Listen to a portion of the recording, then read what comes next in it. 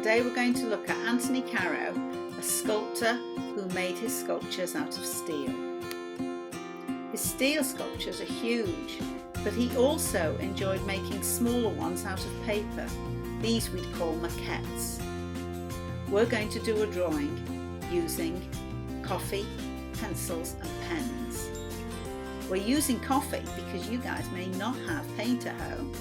And we're also going to look at the negative space that we were exploring in the other lesson.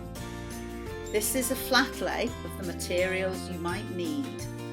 You might use cocoa or coffee.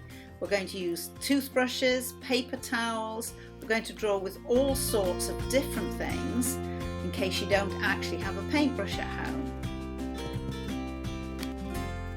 I'm going to get as many different types of tone as I can from my coffee and cocoa mixtures by adding more or less water or adding more cocoa granules.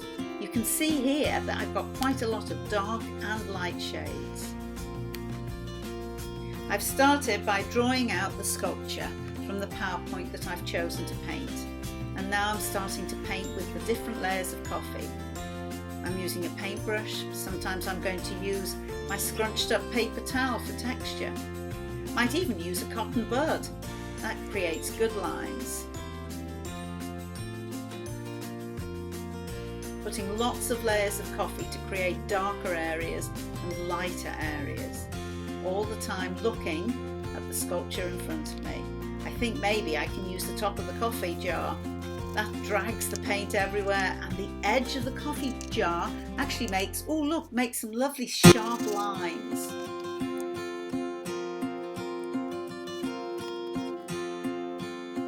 The end of my pen here is making some nice shapes, so I'm adding extra bits in that wasn't in the sculpture. I can even use my fingers. The paintbrush creates nice stippled effects, and then I can splatter it all over it, which is a lovely finish.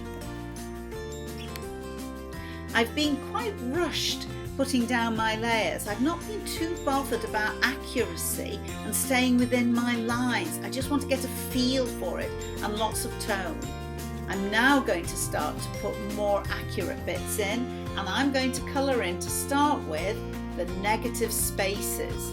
Do you remember those are the spaces around the object that we looked at last lesson? So I'm using my pencil and I'm going to colour in really heavily to create very dark negative spaces. That's really pretty much all the background that I can see and the gaps in the sculpture.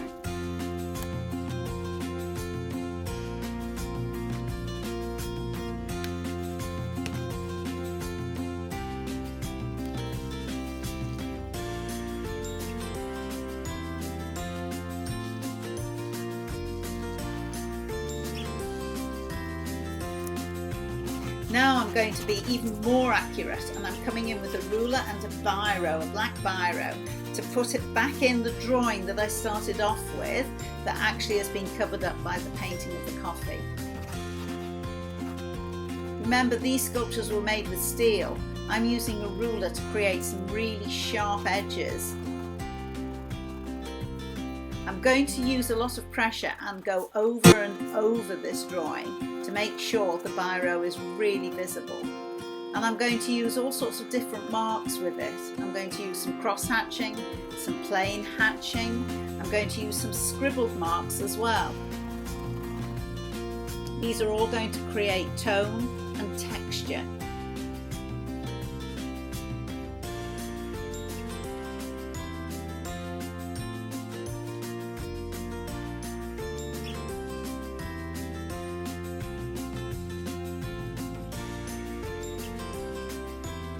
I wonder when you do your drawing what materials you'll find to use to make your marks with around your house. Do you have any old paintbrushes? You're bound to have screwed up bits of paper to make the marks with, like my paper towel.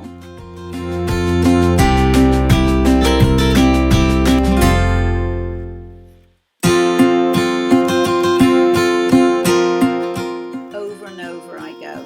Not just one thin line, I'm making the really quite dark and powerful lines.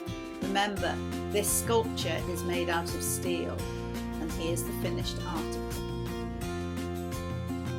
You can see as we go in closely the different types of marks I've used.